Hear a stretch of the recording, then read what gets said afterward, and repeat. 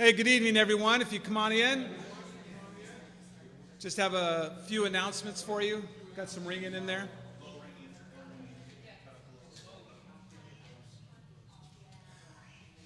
All right. So if you can, put your cell phones on silent there. And we're going to get ready here. There's coffee and lemonade in the back. To my left is restrooms. Are we going to hear that echo the whole time? No. All right, good. Just while I'm talking? Okay, I didn't, okay, there you go. Are you sure? Because I can still hear that echo. Can anyone else hear that echo? Yeah, you can do it like that? It'll be turned off in a little bit. In a little bit, so I just keep a little bit there? All right, well, the restrooms to my left. If you stick around afterwards, there's going to be some pizzas. So we'll have some food and some fellowship because that's what we do. Amen. Amen. Hey, let's open in a word of prayer, and then we'll stand for the Pledge of Allegiance. And you get to hear it twice because of the echo in the back. It eventually will go away. So if you didn't get it the first time, you'll get it the second time. All right. Heavenly Father, thank you. We thank you for today. And we just ask, God, that your anointing be upon it. Give traveling mercies to everybody coming. And that we ask you, Lord, to be that, Lord, and lift it up in Jesus' name. Amen. If you please stand and hand over your right heart. Pledge of Allegiance. I pledge allegiance to the flag of the United States of America and to the republic for which it stands, one nation, under God, indivisible, with liberty and justice for all. Amen. All right. Hey, have a seat. So our two candidates are Alexander Buster, Depute, and he's going to be here. All right. And our second candidate, Senator Foung Hawj, has not shown up. Hey, that echo is really going to bother everybody up here. It's going to throw everybody off. He has not, we didn't get a denial or say, but he was obviously to be here. However, what we plan to do is he has 8 years on the Senate floor. So everything he's about has been recorded for 8 years. So Paul, come on up. Paul's going to do opening statements of just what's already out there on Facebook and on the webpage. All the information's there, so we're not going to misquote him at all, are you? No. Okay. And no dishonor to him, but then the way this works is a true debate, not like what we've seen before where there's a moderator. A true debate is a process where the two candidates just talk. They each have an opening statement, and then one starts the platform, then there's a 2-minute, and then there's a 1-minute rebuttal, and then whoever does the 1-minute rebuttal will then go to their platform and state, and then the other candidate will have a 1-minute rebuttal to that, and then start the next topic here. So that is, if you're not used to history, that's actually a true debate. So there's no moderator, there's no bias, there's none of that coming in here. It's just two candidates talking these out. So we really hoped for, we found a neutral location, got this place. I'm a constituent in District 67, and I really wanted to see this happen. So hopefully the next debate will happen. It'll happen. It's up to the other candidate if he wants to show up, but that's what we're going to do here. So, anybody got a coin? That's how debates start. They need a coin. We still carry those? We have a card. No one has cash anymore, do we? I feel bad for the criminals. Okay. Of course. All right. Then, okay, so there. All right. So we'll do a flip of a coin. That's how it's always started. And we'll let you call heads or tails. See who starts. Tails. That's heads? That's heads. Okay, so this is the way it starts. Enjoy. Here's your opening statement, then your opening statement, All right. And then you start the platform rebuttal, and we go back from there. All right. Hello. How you doing? Oops. Hey, hello. So my name is Alexander Buster Depute, and I am running for Minnesota Senate District 67, which is in this area. My family immigrated to this country almost 30 years ago from the country of Liberia. My country had a civil war, which wasn't really a civil war. It was more of a genocide that happened because the other side had guns and we didn't. So because of that, we had to flee. So we fled over to the next country, the Ivory Coast, and we stayed there for about 2 years before coming here. So here is the thing about people's view outside of this country. Whenever someone talk about America, they always talk about America with such hope, right? America is a place of a place of opportunity. People would say, and people will also tell me that America has gold out on the streets, and then you can literally also pick up money off of the trees.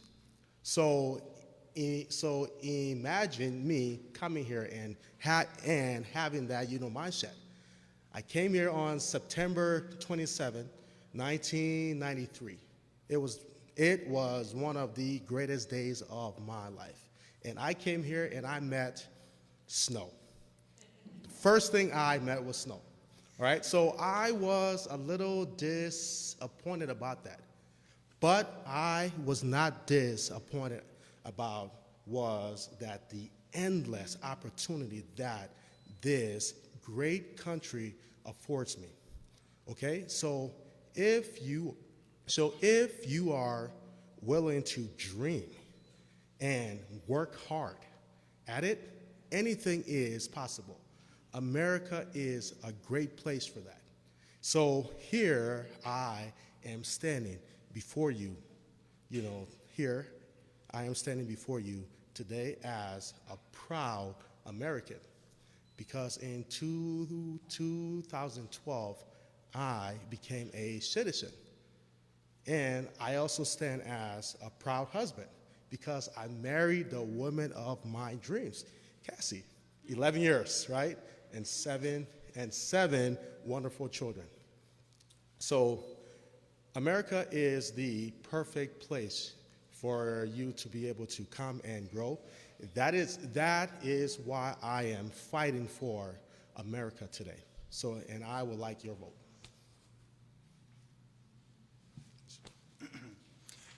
Good evening, East Siders. Thank you all for coming. Unfortunately, Senator Foung Hawj is not here tonight, so for my research, we will compare what Senator Hawj has publicly said over the last 8 years with how he has voted and with what the Democratic platform says. Senator Hawj grew up in Laos during the Vietnam War.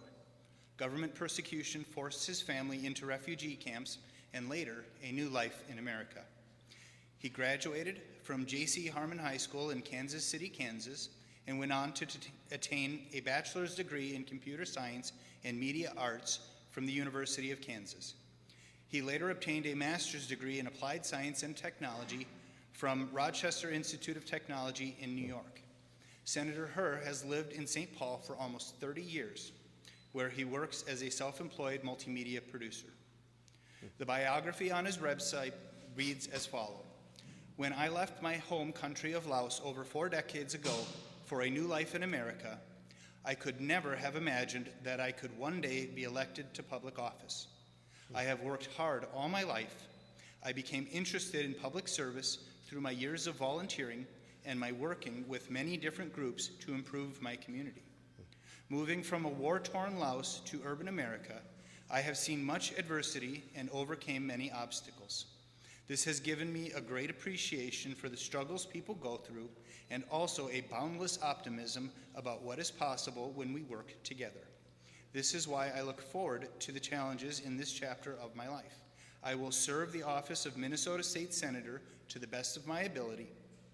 As an American of Hmong descent and as your state senator, I could not be more appreciative and thankful for your support and trust. We are neighbors in one community, and what we do together improves each of our lives. Right. All right, so coming from a war-torn country, and you kind of get to appreciate public safety better, you know? And so people come to America because of law and order. They may have other reasons that why, but everything boils down to law and order because you are coming here for safety first because you know that you are safe to follow all of your dreams, all right? So law and order is very important. So when you come here and live that dream, America is unique because we have this system where we are very law and order minded. And having our cops definitely keeps that going. So because of that, I support our cops, all right? They need to be fully funded so they can have the resources they need and also training for them to be able to be better police officers and for them to be able to work with us. So that is my stance on public safety. Since Senator Hur is not here, there will be no rebuttal. Public safety. The National Democratic Platform, from my research, the Democrats say Democrats will root out structural and systemic racism in our economy and in our society and reform our criminal justice system from top to bottom because we believe Black Lives Matter. Democrats support policies that will reorient our public safety approach toward prevention and away from over-policing. Senator Hur's Facebook post from June 19, 2020 says, "There will not be a path forward until the majority caucus accepts that structural racism exists in our state and in our country. The callous disregard for the sanctity of Black lives begins by acknowledging there is an institutional problem that is killing Black children. There is no middle ground, and there will be no compromise until our Black brothers and sisters receive redemption." Senator Hur's voting record. He voted no on SF3, which amends law enforcement use of force reporting requirements and charges the Bureau of Criminal Apprehension to conduct officer-involved death investigations. He voted no on SF 803, a bill which appropriates public safety funds for fiscal years 2018 and 2019 and increases penalties for disruptive protests. He voted no on SF 498, which amends police body camera regulations by classifying data on them as private except when being used as evidence. He voted yes on SF 86, which amends procedures for data collected by automated license plate readers and classifies that data as private unless recording occurs in a public place. Senator Hur has also sponsored over a dozen bills regarding law enforcement reformation this year. So far, none have been brought to a vote.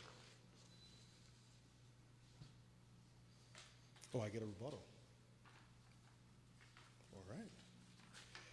Okay, so here's the thing. You know, as a small business owner, I understand when you repurpose something. You know, I think on the website of Senator Foung Hawj, just in case I am not going out of line, is that he wanted to reallocate money somewhere else. So as a small business owner, so when you have money here and then reallocate it over here, that is taking money from here and putting it on over here. That is just another clever way of saying defunding. Go. Next topic. Okay. I see. Yeah. Okay, economy. From my research, the National Democratic Platform, Americans deserve an economy that works for everyone, not just for the wealthy and the well-connected. But our system has been rigged against the American people. Democrats believe that it is a moral and economic imperative that we support working families by rebuilding the American middle class for the 21st century, making sure this time that everyone can make it and thrive, regardless of age, race, gender, sexual orientation, gender identity, disability status, national origin, age, or zip code. We will increase funding and staffing at the Department of Labor to aggressively enforce wage, hour, health, and safety rules across the economy. The Minnesota State Democratic Platform says we support reasonable regulations that encourage fair competition, ensure safety, environmental and labor standards, and prevent price discrimination. We support community reinvestment to promote local business and home ownership, small business development, especially ownership by members of economically disadvantaged groups, economic investment in troubled regions or industries, responsible use of economic development funds, businesses that build, employ, and invest in the United States, affordable housing for all the Minnesotans, including assistance to local governments that promote mixed-income housing opportunities, counties, townships, and cities' right to set stricter standards than those required by the state for land use and local development, and the right to enact zoning ordinances to protect the health and well-being of their community. Senator Herr's voting record. He voted yes on SF 3813, which appropriates funding for the coronavirus disease public health response planning. But he voted no to SF 3843, which amends business tax policies and establishes recovery aid to small businesses for financial relief. Right. So everything that was said over there sounds like a government control policies, okay? Expanding government. So once again, coming from a country where the government went out of control, I understand that. I understand that freedom and liberty shrinks whenever government gets bigger, okay? It is not the government job to be in all of these areas, okay? We need to make policies that will literally open things up, okay? Just open up. We need to open up the economy, okay? And we need to allow businesses. The business have interest, a vested interest to keep their business going. Therefore, they will follow the executive order protocols better than anyone else because they have a vested interest in keeping their business open, but also making money for them to be able to function and live. So, as a small business owner, a couple months ago, I could not even get parts. I couldn't even get parts so I can make a living. It was the other larger shops that was able to get parts because they had the accounts and they had the customer base for them to be able to function. I couldn't do that, okay? So yes, I understand that we have a virus. We do. But leave it up to the American people because we are smart enough to be able to figure this out. And we are compassionate enough to be able to take care of our loved ones and also customers that come into our businesses. So I said this earlier that I am a small business owner, and I believe this truly because small businesses are the backbone of our economy, okay? So we need lower taxes and also regulations to allow us to function, rather than having government funding government, government control, which is temporary and allows our country to go into a much further deficit. Next topic? Yep. Okay. All right. Second Amendment. From the National Democratic Platform, Democrats will enact universal background checks, end online sales of guns and ammunition, close dangerous loopholes that currently allow stalkers, abusive partners, and some individuals convicted of assault or battery to buy and possess firearms, and will adequately fund the federal background check system. We will close the Charleston loophole and prevent individuals who have been convicted of hate crimes from possessing firearms. Democrats will ban the manufacture and sale of assault weapons and high-capacity magazines. We will incentivize states to enact licensing requirements for owning firearms and extreme risk protection order laws that allow courts to temporarily remove guns from the possession of those who are a danger to themselves or others. We will pass legislation requiring that guns be safely stored in homes. And Democrats believe that gun companies should be held responsible for their products just like any other business, and will prioritize repealing the law that shields gun manufacturers from civil liability. Towards that end, last year the Democratic-controlled Minnesota House of Representatives passed 2 gun bills which are waiting to be voted on in the Minnesota Senate. They are HF 8, or the Universal Background Checks Law, which requires criminal background checks for any firearm transfer and modifies the transferee's permit disqualification grounds. And HF 9, the Red Flag Law, where family members and law enforcement are enabled to petition a court to prohibit people from possessing firearms if they pose a significant danger to themselves or others. The bill does not stipulate as to how or when or if a person could get their firearms back. Senator Herr has traditionally voted along party lines.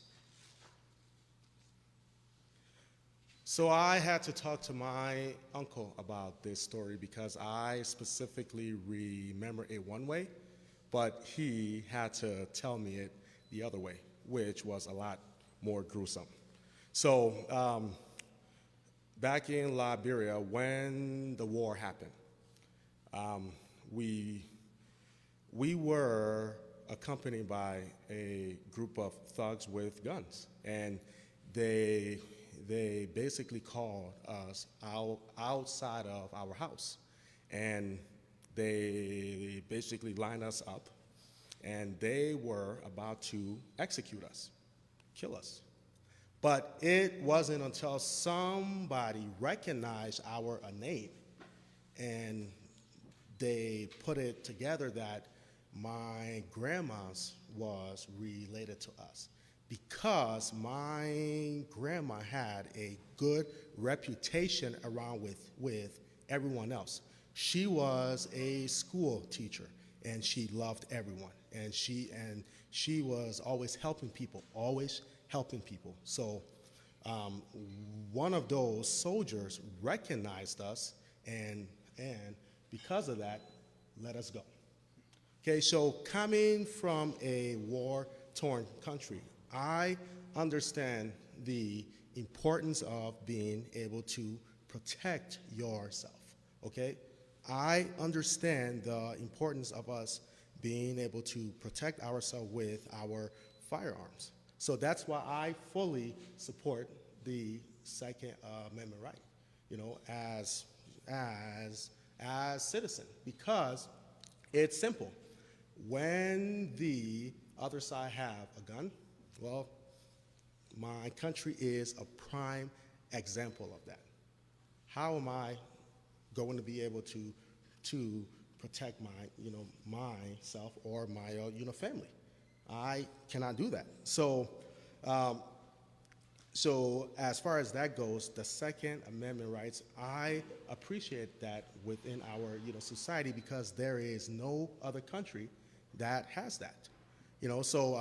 But you do not criminalize law-abiding citizens in order to stop criminals, because criminals will always be criminals and break the law. But these bills literally criminalizes people who are obeying the law. Since Senator Herr is not here, there will be no rebuttal. Okay. Next topic. All right, yep, next. Okay. Healthcare. From the National Democratic Platform, we must guarantee health care not as a privilege for some, but as a right for every single American. For a century, Democrats have fought to secure universal health care. We will expand access to health care for people living and working across the United States by extending Affordable Care Act coverage to Dreamers and working with Congress to lift the 5-year waiting period for Medicaid and Children's Health Insurance Program eligibility for low-income, lawfully present immigrants. The Minnesota State Democratic Platform, we support nationally funded, community-based, comprehensive, and affordable health care for all. Private and public funding for health care programs that include pregnancy care, family planning, and abortions, regardless of age or income. We support programs to assist displaced persons, including refugees, displaced homemakers, and the homeless. And finally, an adoption of a single-payer health care system. Senator Herr's voting record. He voted no on SF 800, a bill which establishes the Health and Human Services budget, one of the subclauses being a prohibition of public funds from being used to cover an abortion except in instances when the patient's life is endangered or the pregnancy was a result of rape or incest. He voted no on HF 5, a bill that establishes a cost-sharing program between the state and health insurance providers. He voted yes on HF 9, which greatly expanded the general eligibility for Medicaid. He voted yes on HF 331, which increased the legal age to buy tobacco products to 21. So, America has the healthcare system that is the envy of the entire world. Okay, so that is why people come here. Wealthy people, prominent people, specifically coming to the Mayo Clinic to receive services. Okay, so as far as that go, the government need to, so whenever you have government involvement in things, that's when it begins to decline. So I specifically remember back in 2013, 2014, when the Affordable Care Act, came, because my family and I are self-pay patient. Okay, so I remember doing taxes. I had to assign a waiver stating that I am exempt from the government, fine of our health care because we did not take the government subsidy healthcare, or we did not fit the normal other insurance. But we had to sign a waiver for each and every single member of my family. Calculating that would have been almost $20-something hundred in fine, simply for not having insurance. Okay, so that is an example of government overreaching its boundaries of how government should function. Instead, why don't we promote a free market approach, to healthcare?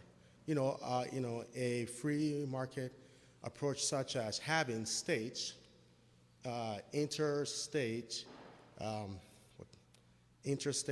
healthcare, having states battle it out, because we know that will create competition, but also lower prices, stuff like that.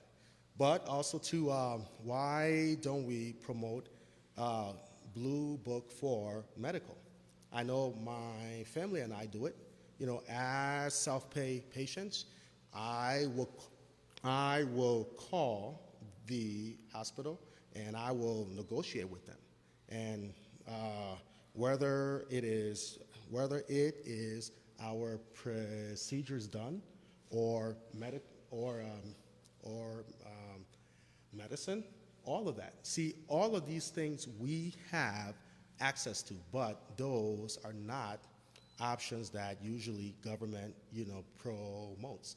So instead of us having a big single payer, why don't we promote something that will promote our liberties still, but also being an economy stimulizer, and also encouraging people in that way. So that's where I want to do. I will start this next one. So. Next topic. Yep. Okay. Education. All right. So, America is the wealthiest country in the entire world, but yet our education department and system is always ranked at the lower end whenever we are testing our children. And our politicians' answer is always the same every other year: higher taxes, higher taxes. That is what it is. So as I have been walking around asking people, talking to businesses, one of them specifically told me a story about how the next door business is twice as big as his, but yet he pays almost the same amount in property tax as this other business. So he basically ended up calling the municipality office and asking them why. They said, well, sir, because you live in a school district. And he was like, where is a school around here?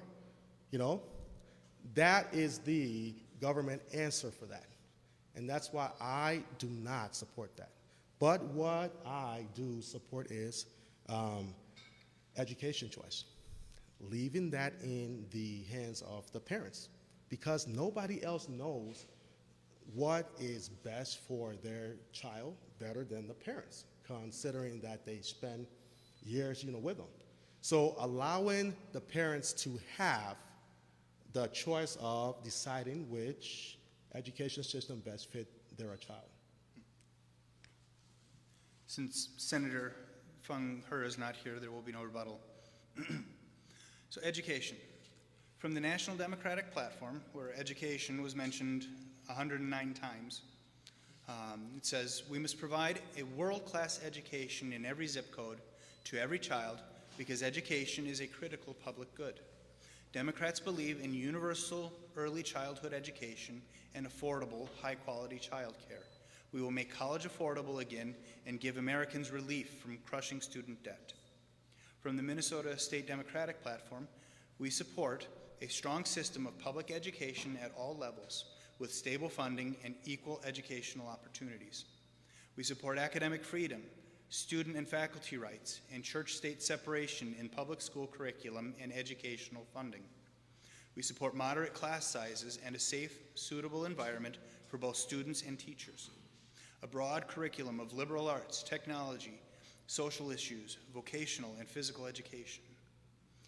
We support a high standard for teachers and compensation that reflects the responsibilities society places on them. We support effective services in areas of health, counseling, careers, and nutrition. High quality, well-funded post-secondary education affordable for everyone. And lastly, continuing education and adult literacy programs. Senator Hur's voting record. He voted no on HF 890, a bill that establishes funds and regulations for the state's education system, and among other things, appropriated $686 million to the Department of Education for the remainder of 2017, $6.2 billion for 2018, and $6.4 billion for 2019. He voted yes on SF 723, which authorizes in-state tuition and financial aid for undocumented college students. Okay. So the rebuttal for that is as a father and a husband, a concerned citizen, I decided to meet Senator Foung Hawj a couple years ago, just really I was just really concerned about several bills that was happening. So back in April of last year, there was specifically a bill called the Comprehensive Sex Education Bill, which allows the schools to basically teach your children porn, beginning from kindergarten age all the way to 12. So that bill had me really, really concerned. So I met with him, and I was able to talk with him about that, and I didn't get anywhere. But that is the importance of parents and concerned citizens. This is exactly why you and I need to be involved in government, but also in our children education, because nobody else knows it better than us. Nobody else will decide, and nobody else will be able to take care of our children better than us. So this was one of the main reasons that I am here today, is because of stuff like this.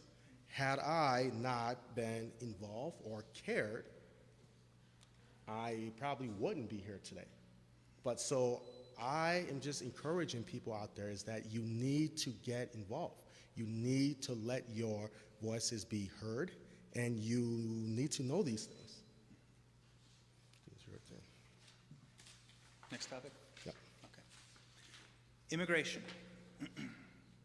From the National Democratic Platform, the truth is that our immigration system was broken long before President Trump came into office, and his departure alone won't fix it. Immigrants are essential to our society and our economy. Immigrants are a part of our families. They enrich our culture. They grow our food, care for our loved ones, serve in our armed forces, and provide critical healthcare services. Immigrants make America stronger. That's why Democrats commit to building a 21st century immigration system that reflects our values, repairs past harms, heals our communities, builds our economy, and renews our global leadership. Democrats believe it is long past time to provide a roadmap to citizenship for the millions of undocumented workers, caregivers, students, and children who are an essential part of our economy and of the fabric of our nation. We will fast-track this process for those workers who have been essential to the pandemic response and recovery efforts, including healthcare workers, farm workers, and others. We will also eliminate unfair barriers to naturalization, reduce application backlogs, and make our immigration processes faster, more efficient, and less costly. From the Minnesota State Democratic Platform, we support an immigration policy based on respect for humanity and recognition of our immigrant heritage and our increasingly interconnected world. Senator Herr's voting record. He voted yes on SF 723, which authorizes in-state tuition and financial aid for undocumented college students. He voted no on the bill requiring Real ID compliant driver's license, otherwise known as HF3, which specifies that applications for driver's license or identification cards must be accompanied with satisfactory evidence demonstrating identity, date of birth, and lawful residency status. So I agree with Senator Foung Hawj on that issue about immigration. I am a product of immigration. America is made of immigrants. But here's the thing, okay? I am for immigration, but I am for legal immigration because people come here.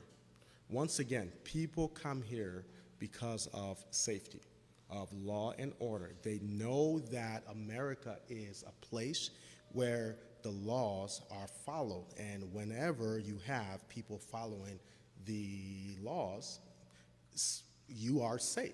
You do not have to worry about breaking the law, okay? So we need to be careful about how we go about that. Immigration is great, but illegal immigration isn't, because when we start promoting that, then lawlessness happens. All right, now the message sent is that it doesn't matter about our laws anymore. Now it's just everybody's doing their own thing and trying to get their own, stuff going on. So I am all about immigration, but let's do it legally. Because when we do it legally, our system isn't overloaded. Okay, it is not. So, and then also, lawfulness is promoted versus lawlessness. So, yeah, that's what I have on that. So,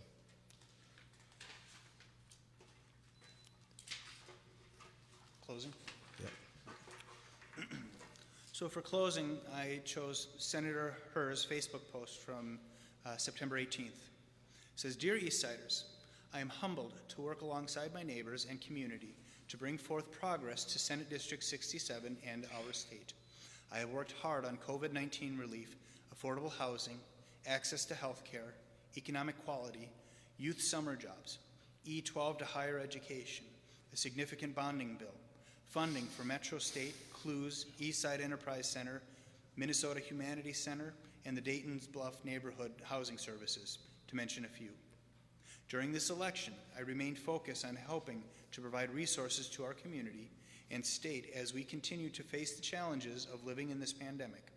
At the core of my campaign are COVID-19 updates, resource availability, and impacts.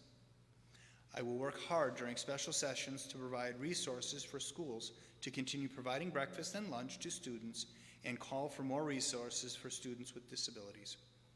New housing legislation is planned to be heard in the next special session, and I will be advocating for additional funding for renters and those who own rental property.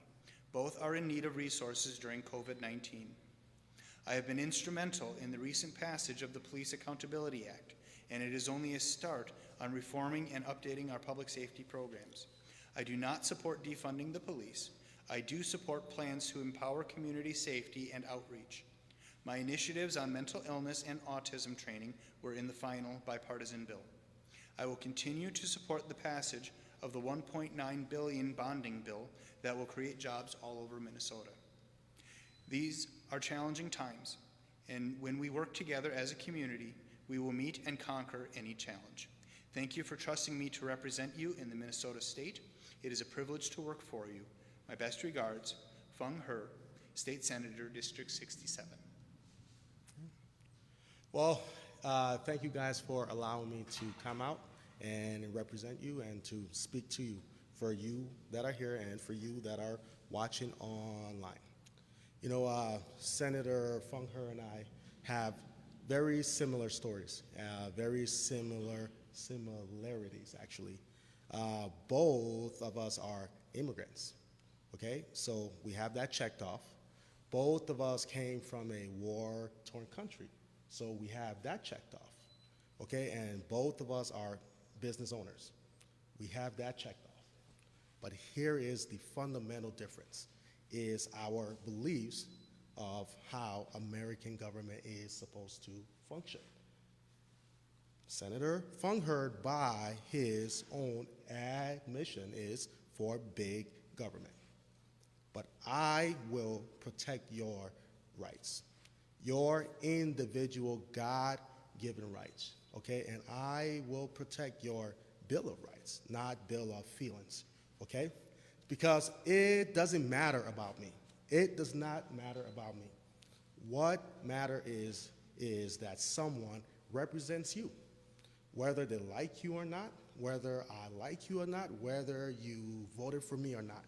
I will represent you, and I will do everything I can to make sure that your rights are protected, and that is what I will do. So, thank you for allowing me today, and that's it. Thank you. Thank you. Thanks, Paul. Here you go. Again, we would have appreciated Senator Foung Hawj if anyone can reach out to him, if you can find a neutral place to meet for the next debate. Hold on. One of the things that we've asked at these things, if you, obviously, the only people here are in District 67. If you have a question Mr. Paul over here has the voting record for the last 8 years, and if you want, he can give you the source material for that. But if you have a question for a candidate, for either of the candidates, but only one's here today, would you please come up and address the microphone and say that you're District 67, and if you have a question, if you want to ask, and this candidate right here. So that's what we have right here. Yes, come right here, stand right here. Say your name this way, and then speak into the microphone, and then ask the candidate a question. And again, just not a setup. I mean, you want to ask a real question here. I do. Okay, this isn't a hit job on the Senator Foung Hawj who's not here. No. Okay. It's a question. You ask a question to this candidate and how he would answer it. So my name is Bev Peterson. I've lived in District 67 all my life. One of the things that I feel passionate about and have personally experienced is the inability to get appropriate drugs at low or at reasonable prices for things that are going on. And I have continually wrote my House representatives, my House congressional people, the Washington people. For example, I have multiple allergies in which I have an anaphylactic reaction and stop breathing. At $480, I cannot afford an EpiPen. That is more than half of my income on disability. Another example is the first line for MRSA or MRSA, which is methicillin-resistant staph, used to be tetracycline that was literally less than $1 to make, but because it was deemed by Congress and Big Pharma to be non-profitable, they eliminated that, which greatly concerns me with all our megaviruses and that we're using higher level of antibiotics when we don't need to, and they don't need to be expensive, especially when you're diagnosed with it. You're on that for months. So I was wondering, I heard you about healthcare, but I was just wondering your thoughts on this big pharma thing and how they're eliminating drugs that we need, or they're so unbelievably expensive. Yeah. So my thing for that, and I do understand that there is big pharma, and big pharma's is big, within our society. There are. It's hard for me to talk. So there are ways around that, and so one of the things that I would like to implement is really push the healthcare blue book, because I know for me personally, as a self-pay patient, that works for us. I am able to negotiate prices with pharmacies, with hospitals. I am able to do that. But also, we need to allow the healthcare to really go out and to really be interstate, allowing these competition, because we all know that a free market system, competition helps drive things down. But also it was former Governor Tim Pawlenty who had a very awesome plan that was the Envy, where instead of you having the 4 major healthcare within our district, within our states, sorry, I'm thinking bigger, within our states, taking people with only having one of the healthcare providers taking everybody with a pre-existing condition, divvy it up around with the other three, you know. And from my recollection, that was a very successful, you know, a very successful plan. But we know that the Affordable Care Act damaged that, and because of that, I mean, we have a lot more expensive medical, you know, billing procedure. As far as that, you know, that medicine, drugs are now, you know, being, you know, prices are very high.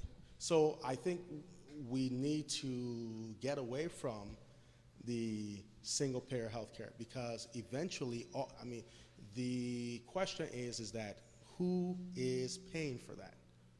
You know, so we have to promote a system where competition is allowed, and a free market system that works within a free market system versus denied competition.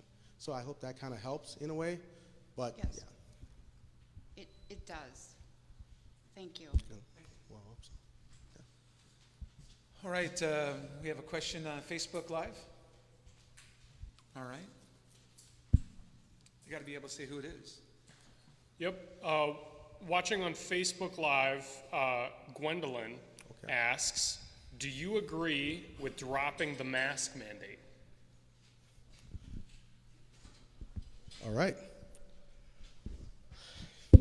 So how do I answer this question? The mask mandate is not a law. It's not a law. Once again, it is up to each individuals for us to decide how we are going to protect ourselves, but also protect others. Once again, we need to allow people to be free to make those decisions to allow them to be free. I get that people are getting sick, but where is the line at? So if the governor can tell you that you have to wear a mask, where is the line at? So the mask mandate is a symptom of something bigger, you know. So people can decide that. We have another question on Facebook Live that just popped up, if you'd like me to keep going. St. Paul, so this is Cheryl on Facebook Live, asked, St. Paul Police is understaffed for a city our size. Would you support increasing funding for our police department? And what are your thoughts on our city council wanting to defund the police?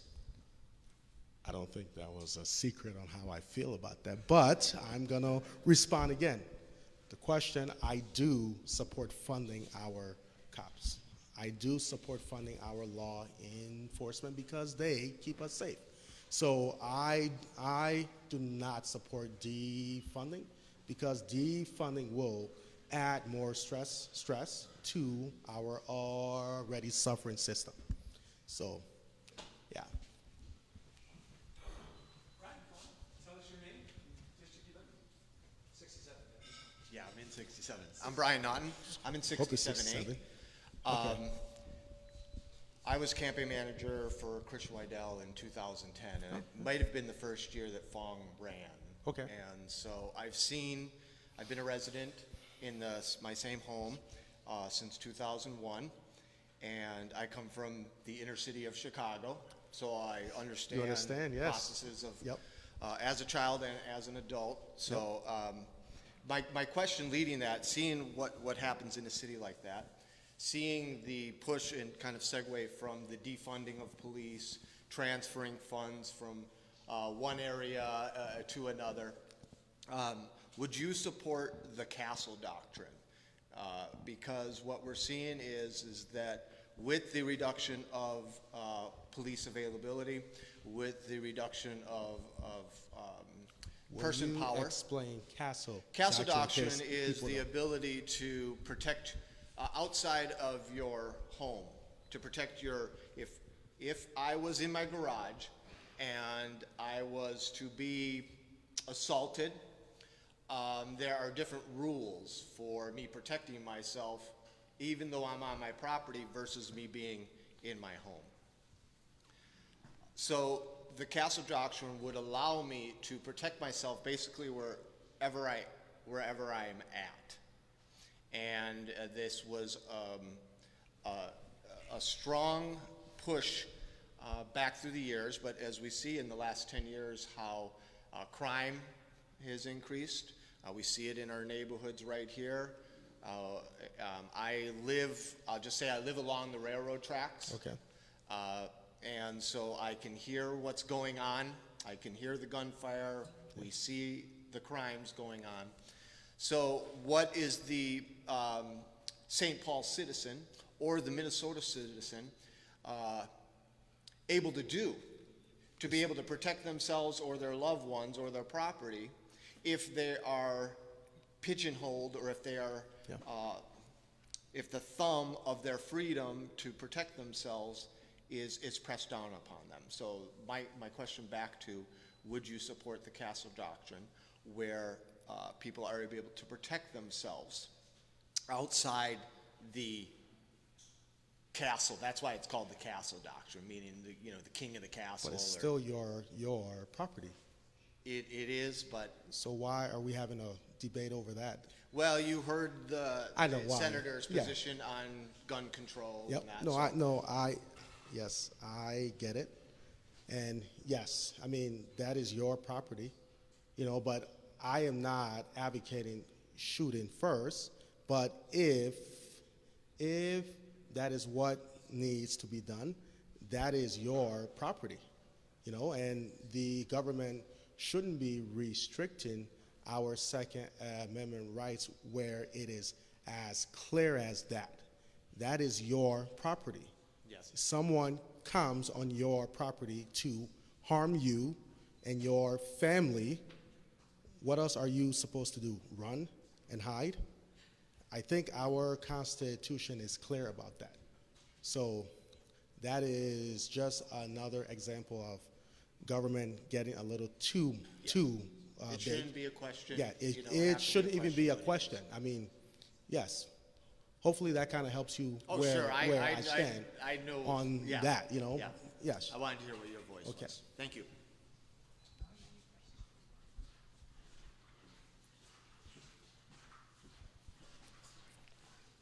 Good evening, all.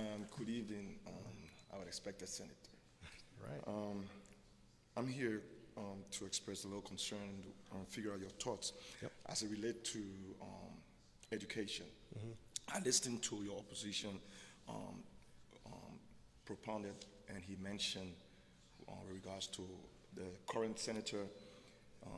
He listed the very interest with regards to the current senator as it pertains to education. One thing I did not hear is the issue about special education.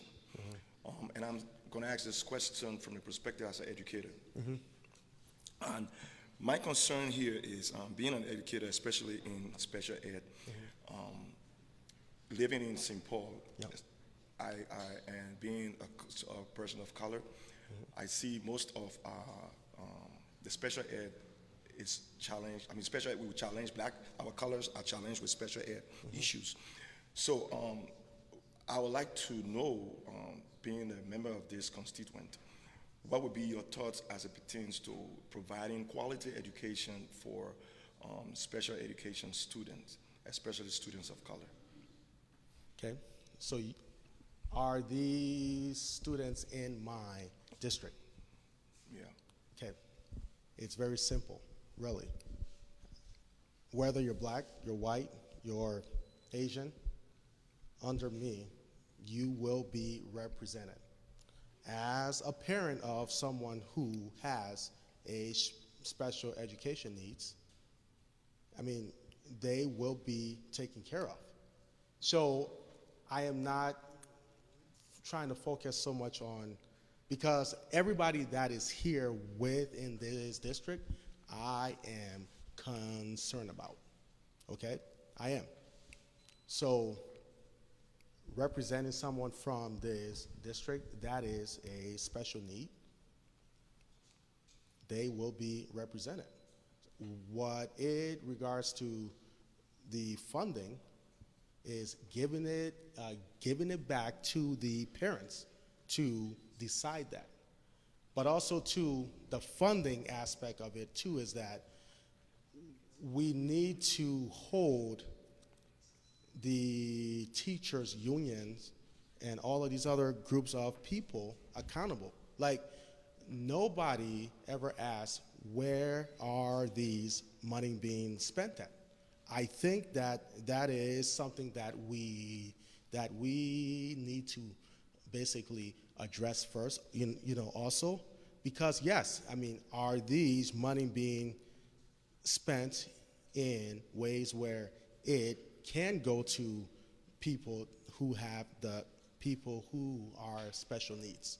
So yes, we do have a spending problem. We do have a spending issue, okay? But for me, I am concerned about everybody on the east side, but also having a very accountability, a tight ship where I can make sure we have funding for everyone. Special needs or not, black, you're white, you're Asian, or you're whoever, I will make sure that happens. Thank you.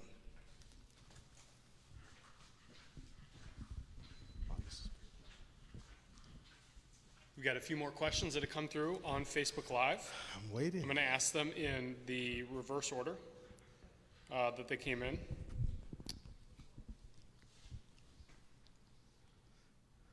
Nathan asks, what are your thoughts on minimum wage? What are my thoughts on minimum wage? I have a lot of thoughts about minimum wage. So there's a specific, so I think I understand what Nathan is saying. The ultimate question is that should the government decide what minimum wage is, or should we let the market decide that? I believe that anything government push, government regulated is artificial, and it doesn't really necessarily convey the best message. So allowing the businesses to decide, as far as what someone is able to make, because the competition will solve it. The competition will. Because if I don't like working for someone that pays me $7 and someone else is willing to pay me $9, I think it's a common sense thing that I am going to go over there. So let the market decide that versus having government demanding that everybody gets X amount of money. Because now, when that happens, okay, now everything else about that business goes up. I mean, I don't know if people realize that, but everything else will be expensive. So that is my thought on it. Allow the market to decide that. Next question is from Cheryl. Do you have a solution to the increase in homelessness in our area, especially with the new encampment at Lake Phelan? I do. Get a job. I don't know how else to say that. Get a job. Okay, now that I have said that, let me go into that just a little more. We need to consider why some of these people are being homeless. Like, why are they? Are are some of these people truly needing help? Yes. And our goal should be to not pacify their behavior, because homelessness doesn't help anyone, including them, because now they are not able to live up to the standard that they want, but also they now become a burden on others. So we as government officials, we need to come together and help these people to be able to stand up on their own feet versus pacifying them and giving them things. Why don't we encourage them to work? Encourage people to work, encourage people to go to school, and and basically help them be able to be self-sufficient.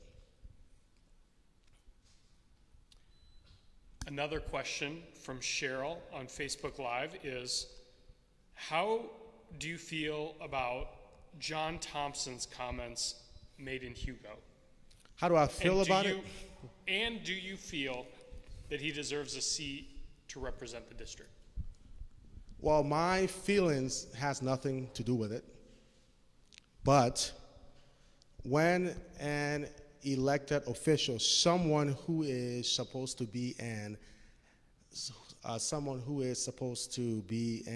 example, does that, it sets the stage for, it basically sets precedence and makes it okay. So John Thompson's behavior was not acceptable, okay? He should have had restraint. He should have been focusing on addressing the issue, but also bringing people together versus adding fuel to the already fire that was already set out. So John Thompson should have held back and figure out how to cool down this heavy topic versus adding flames to it.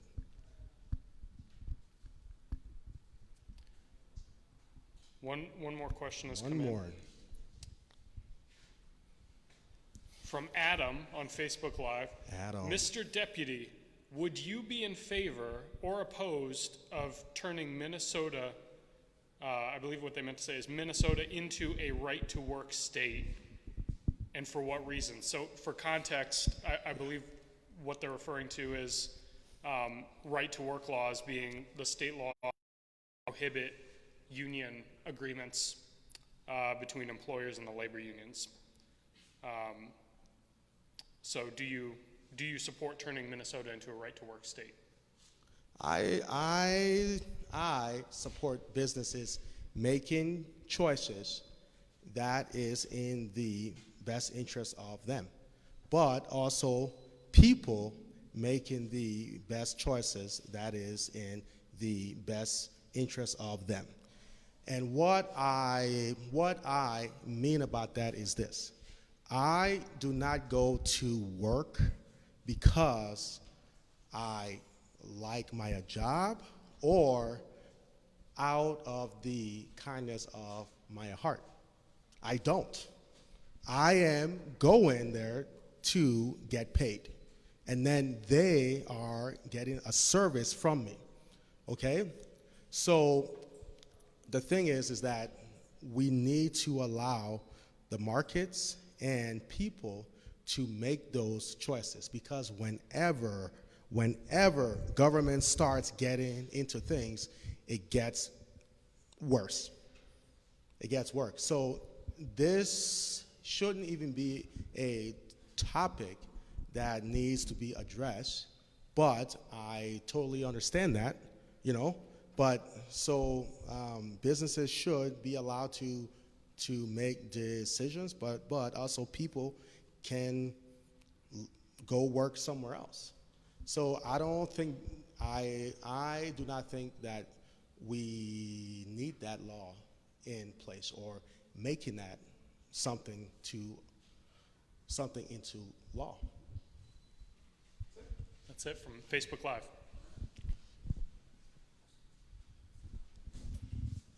All right, enough from Facebook Live. Anybody else here have a question? You got one there? All right, man, come on up. Scotty, I think. In other words, what you're saying is that everyone should have the right to go work. Yeah. Period. Okay. All right, why don't you state your name? Tell me your name, Scott. I'm Scott. I'm from 67A. And I was wondering, we all know the governor this year took some emergency powers based on wanting to avoid hospitals being overloaded. I can't hear you. Got to speak up a little bit. This year, the governor took emergency powers based on wanting hospitals to not be overloaded and some other safety precautions, but then he's kept those all summer long. Okay. And they've had a few special sessions, and each of those they've tried to end that power. And the current incumbent senator has voted no against that all along. How would you vote? Open up. This is not a law. We need to open up because Governor Walz's initial projection of deaths were at 75,000. We were at 75,000, and they were worried about overloading our hospital system. Now we are at what, 2,000 barely? So so now we know a lot more about this virus that wasn't known before.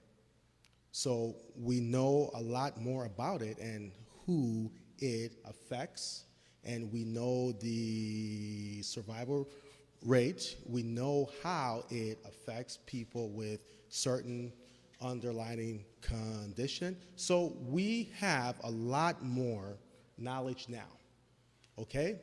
But yet Governor Walz keeps getting more and more tighter. I think it's very clear that we need to open up. We need to open up. And all along, this is something that is voluntarily, right?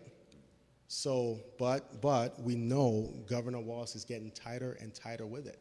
So we need to open up because businesses are hurting. People are hurting. So the very thing Governor Walz is trying to stop, is making it worse. Like people that are in, depression is up on the rise. There is a lot more physical problems having this lockdown versus opening back up and allowing people to decide, because nobody else will have our best interest other than us, right?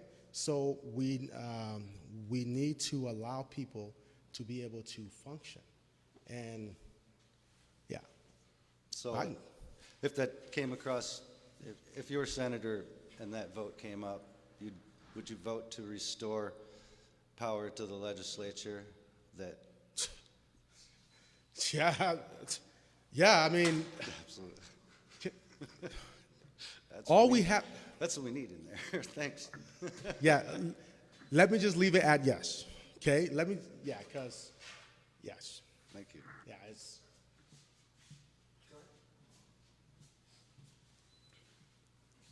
Hey, Alexander. Thanks so much. Rich. Yeah. Rich. Rich Rudine, yep. Local District 67, 25 years. So if you are elected, I was just curious, what would you do to make the east side the best side? East side, the best side. So as a father, as a husband, as a resident of East Side for over 20 something years, I have a vested interest here. I got married here. I have my kids here.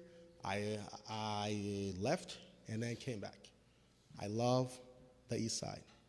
Okay, and so one of the things that I would do first is to make sure that our cops are fully funded, because we know a safe community is where people want to live. You know, the other thing is education. I mean, everybody that I have been talking to, they are very big on the idea of having education for their children or their loved ones. So understanding that education helps us move further as a society, and also allow us to grow.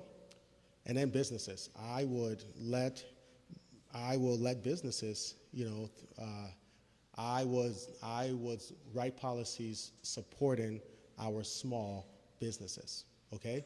Whether that means lowering the taxes, regulations, making it easy for businesses to function. But the overall thing is safety right now. The overall thing is safety. Every single person that I have talked to, whether you're Democrats, Republican, I mean, just name it, nothing else matters right now, because nobody will want to live in a district that is not safe. You can take Minneapolis and you can take University Avenue right now. All of those businesses that are gone, people are fleeing, all right? They are leaving. Many of those businesses will not come back. So nothing else really matters right now except for the safety. I mean, we as a city, a state, a nation, we are fighting for that right now. So that will be my number one issue right now, is to make sure that the East Side district is safe, and getting those cops funded so they can have those resources they need to be able to allow to do their job, but also be able to work with us. Thank you.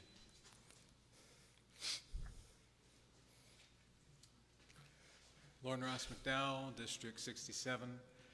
Starting this year, Minnesota had a surplus in its budget. Now we're at a deficit. Yep. What would you do to try and get the deficit solved? And if you had access to the surplus, what would you do with that? Well, if I had, okay, so the first things first, we need to stop spending money crazy. We need to open up. We need to open up and allow businesses to function again, because that will create a real revenue movement, okay? But also lowering taxes. Lowering taxes on small businesses, like the guy that I talked about earlier, allowing those taxes to drop, but also regulation, encouraging business to come here and function, allowing them to reinvest in our business by allowing them to keep most of their money. So the answer to your second question is, I will give it back to the people. I will give it back to the taxpayers, people who pay taxes and work, but we live in a society right now where I think having a surplus for emergency is important, but I definitely would not spend it recklessly on, anything. The taxpayer deserves, need their money. Thank you.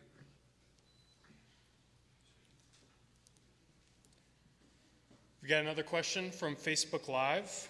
Pamela writes, do you think the Democratic Party should have denounced John Thompson and the teachers and nurses unions should have taken away their endorsement? Okay. So, once again, when someone from my party does something that I do not agree with, something like that, that represents all of us. So being silent makes it a consent. So yes, I mean, threatening people to burn down people's homes, I mean, coming into someone's neighborhood and threatening to burn it down, that is terroristic acts. I mean, threats. I mean, it is. They should have done something about it. They should have denounced it. That is not like just making a very vague threat. No, I mean, it was directed at the people in Hugo. That is not acceptable from anybody, from any party, all right? That is not acceptable.